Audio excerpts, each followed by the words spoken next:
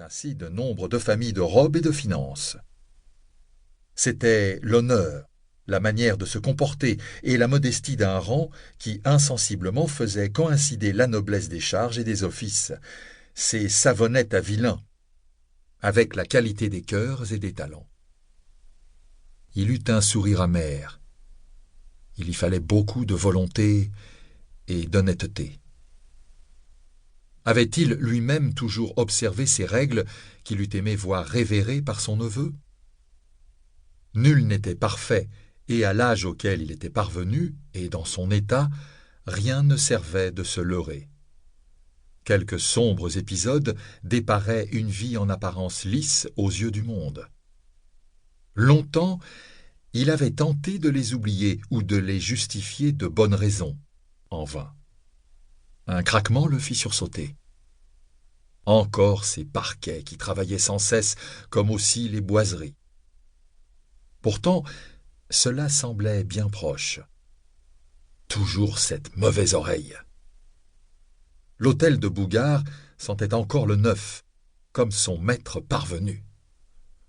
On œuvrait trop vite aujourd'hui dans ces faubourgs nouveaux, sans laisser aux artisans le temps de peaufiner les choses. Toute la maison semblait soucieuse de prendre ses aises en étirant ses articulations. Il eût aimé en faire autant. Il sentait monter cette oppression, cette douleur insistante qui se répétait trop souvent.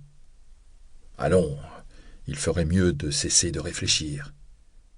Il avait noté cette tendance à la rumination des pensées, marque sans doute de sa décrépitude. Les craquements se multipliaient. Ah, ce bois trop jeune! Et dire qu'il avait eu la faiblesse d'apporter des fonds à cette folie sous le fallacieux prétexte qu'il serait accueilli en famille. Il avait cédé à sa nièce et loué sa maison sur l'île de la Cité. Combien il la regrettait! Ce changement l'avait achevé. Folie était bien le mot. Un instant, il s'amusa du double sens du mot. Dans son esprit, il s'agissait de démesure, de celle dont les dieux affligeaient les humains qu'il voulait perdre. Amer, il ricana. Il n'aurait plus manqué que son neveu en vînt à s'enticher de ces constructions fastueuses dont le comte d'Artois avait offert l'exemple à Bagatelle, où son voisin Saint James bâtissait à son tour, à grands frais, demeures, jardins et fabriques, et même un gigantesque rocher. Pour le coup, Bougard s'était limité à un hôtel particulier, encore bien trop opulent. De nouveau, il respirait avec peine. En bas, on paraissait s'amuser ferme. Il songea soudain à ses petits-neveux. Armand, l'aîné, suivait les traces de son père. Fiancé à une fille de bonne noblesse, il continuait à mener une vie de roué. Se reprendrait-il en main? N'était-ce que gourme jetée au vent? C'était douteux, l'animal était vicieux. Enfin, il allait le serrer comme une proie, et plutôt 2 fois qu'une.